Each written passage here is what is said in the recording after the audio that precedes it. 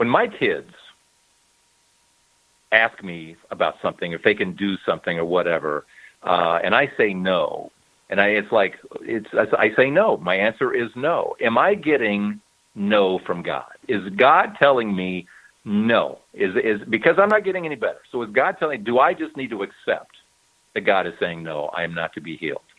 And his response to her was perfect. He says, with some people, God will not finish the job until you finish the job. Words to that effect. He won't do until you do something. And she knew what that meant. She knew what that meant. For her, she had done a number of things. She had a lot of people she was hostile towards. She hated anybody and everybody who was healthy. She had to change that mindset. She had to get on the phone and on the email and contacting people that she held a grudge against or had done something to and said, I'm sorry. I really messed up. I am so sorry I hurt you when I did X. The other thing she did, she had stopped going to church, and therefore her kids weren't going to church. So immediately she headed back to Mass. And the very first Mass she was at, the gospel story was about a healing. It came about, and there was a miracle. There was a miracle. She then goes back to her doctor to find out what's going on. So this is like 9 months after the initial diagnosis, and nothing for the first 8 months, nothing has changed. She goes back to her doctor, has another scan. Out he comes, and he says, I don't get it, Mary. I don't get this. It's all gone. All your cancer's gone. I don't get this. And she says, I do. And she handed him a book that's been written about Dr. Naomi. It's called Miracles Every Day. It's a great book. Miracles Every Day. She said, read this. You want to know how I just got a healing? Read this.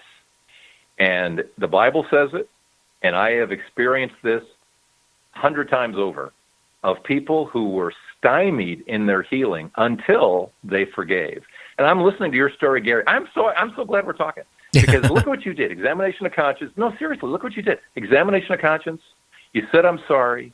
You went from a not forgiving state to a forgiving state. And I'm telling you, oh, I did. If you don't forgive, I'm not saying you're perfect. You're about to say something bad about yourself. What are you about to do? Well, I'm going to say this. You know, one thing I did do to all my family members, my wife, my kids, I said, look, one thing I want from you, I don't want you feeling sorry for me. I don't want to hear anything. I want you to treat me like you always have treated me. You know, and it was probably hard for my wife for a little while. But, you know, if she saw me in pain, she didn't say, are you hurting today, hon? She just ignored it. And that gave me all the more strength that I needed. Being ignored? Really? Being ignored? No. I mean, when you get people, honestly, coming up to you and they say, oh, we're so sorry that you have cancer or you have this disease or you have that. Honestly, when you hear it enough times, it brings you down. Even if you get yourself psyched up that, you know, you're not depressed about it. You know what? I have, honestly, I think after the second day of finding out I had the problem, it didn't bother me anymore.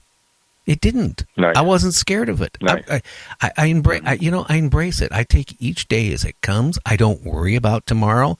Well, I plan months ahead of time, so I'm not going to die for months anyway. But you know what? I come to the conclusion again. I'm not a very religious person. I came from my background. My parents, my dad was German. My mother was Canadian, but they lived in the North Dakotas. My great-great-grandfather brought the Mennonite church over into the Americas. You know, the majority of my family when I was growing up were Mennonite. My father was Catholic, you know, and my mom ended up being Protestant for some reason. But you know what? I was never told what church to go to. They let me choose my own church. I was a kid. I went to church. I did stop going to church when I became an adult. But I believe in God, and I think that's very important. And, you know, I just feel that I treat people probably too well from sometimes, because when you treat people too much, you know, it can come back to bite you sometimes. But I always believe and put my trust into people, and I give everybody 100%. I never used to be that way. I was. That's beautiful. Oh, that's beautiful. No, you're doing it the right way, Gary. You're doing it the right way. Okay, you're too nice to a fault. Okay, so what? But you know what? I found out in the 80s, I developed a computer device, which I lost my money, but it made me a multimillionaire for a while. A very multimillionaire. And for a while. Then the computer market. I'm sorry to hear for a while. The computer market took a big dump in the late 80s. Okay, and I had all my money involved into computers at that time. That's when they went from being actually made in this country to being made in Taiwan, and then wherever. But you know what? It didn't. I found when I had a lot of money, I was not happy. I was miserable actually, because I wanted more. I didn't care about you, or I didn't care about my wife's feelings. I worked all the time. I worked 14, 15 hours a day, 7 days a week for a couple years straight. I only cared about one thing: myself and money. And you know what, too? After I lost everything and then I found out about my other issue, money doesn't really mean anything to me. My family does. You do. What I do on my show, and my Harley. What can I say? My Harley. I love that. Wow. I would say that's a heck of a transformation you've gone through. A heck of a transformation. And God's blessing you for it. He's blessing you for it. Well, if he didn't want me around, I would be dead right now if he didn't want me around. So I figure I'm here for some reason. And maybe, this is really funny, back about a year almost now, I wasn't a good friend of Art Bell, but I was a friend. And we would, email each other or text each other. Occasionally he would call me, or I would call him. Unless you were in an inner circle of friends, you weren't a friend, you know what I'm saying? But, out of the blue, he called me up and he says, hey, are you still going to come up here this summer on your motorcycle? And I said, I don't know. He goes, why don't you bag it and get back into radio?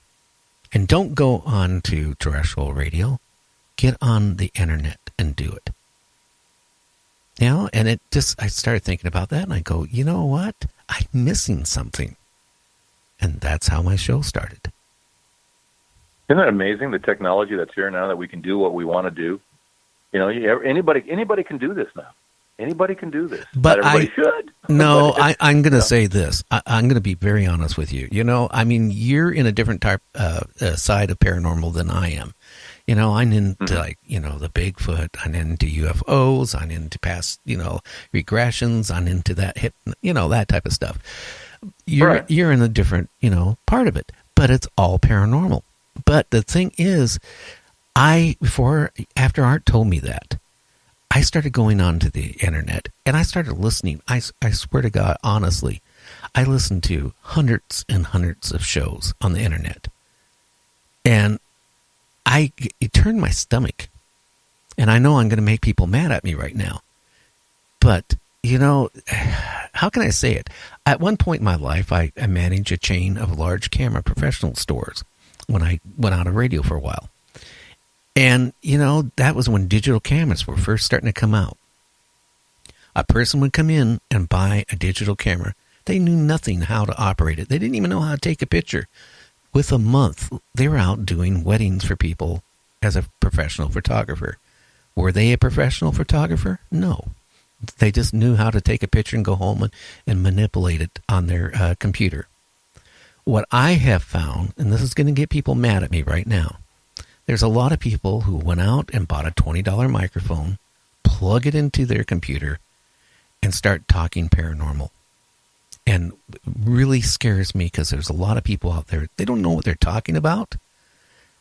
And it really does damage to the paranormal field when you have that.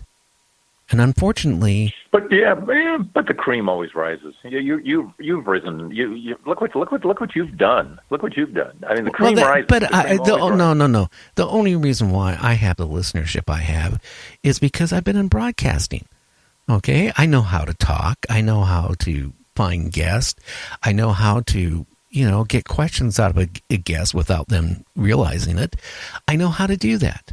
But I do one thing a lot of people do is I research the guests before I bring them on, at least 99.9% of the time.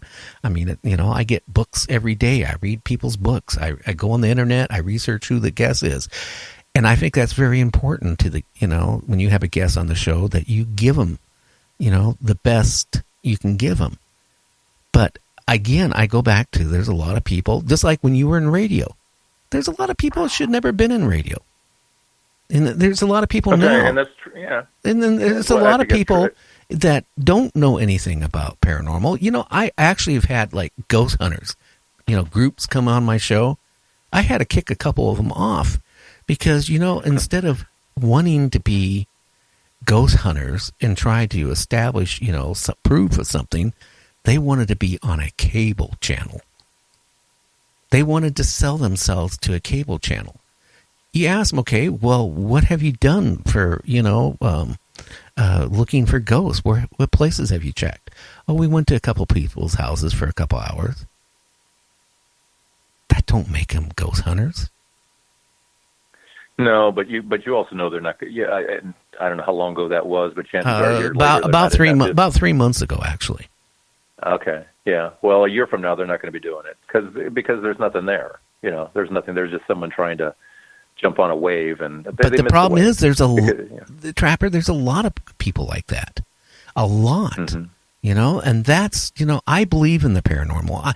I have had a couple experiences. Okay, be it from the Bigfoot I've seen to a UFO I've seen. To my daughter's boyfriend getting shot and his spirit coming to me, Plus, I've seen things that maybe I'm more perceptive than a lot of people, but I don't know. I get frustrated because I don't like people. It's like anything. Okay, when I was in broadcasting. Just like you were, 6 years old and you wanted to be a DJ?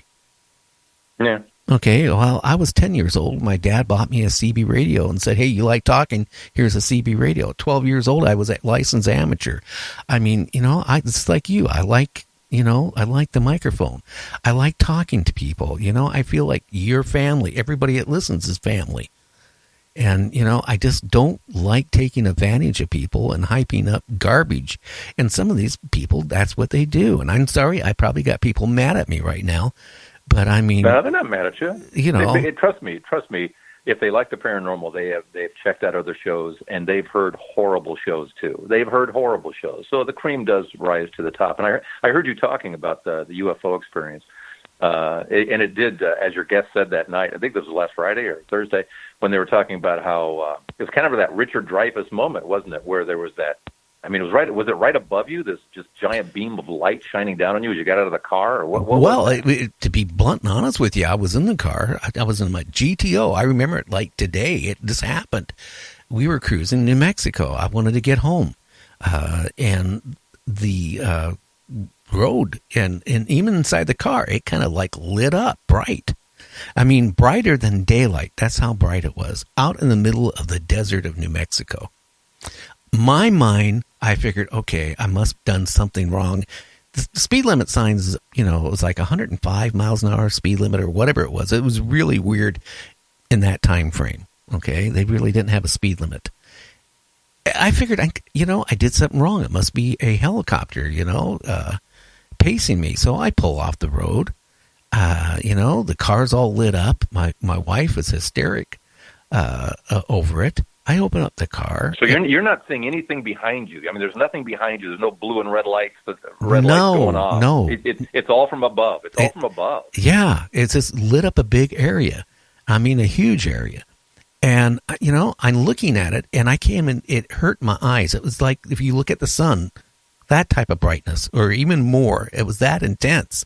But as fast as I got out and looked at it, it was gone. Poof. Like instantly gone. There was not a sound. I know from being in the military what helicopters sound like. There was no sounds. You know what a desert sounds like at night. That's what it sounded like.